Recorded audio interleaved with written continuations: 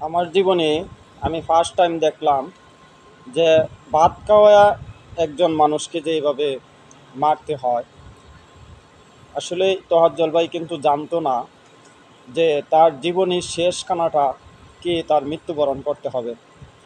আমাদের আফসোস, আমরা কোন দেশে বসবাস করি? আমরা সোনার বাংলাদেশে বসবাস করি, কিন্তু সেই দেশে আজকে একটা ব্যক্তিকে, একজন মায়ের কোল আপনারা কালি করে দিলেন, একজন বাবাকে তার বুক থেকে তোয়াজ্জল ভাইকে ছিনিয়ে নিলেন। আমরা এই দেশে বসবাস করতেছি, আসলে কি বলে যে আমি বলবো আমাদের বাংলাদেশের সেই ভাষাটা আমার কাছে অন্তর্কে নাই। আপনারা এই পিকচারগুলাতে দেখেন, সে লাস্ট মুহূর্তে কি বলে গেছে।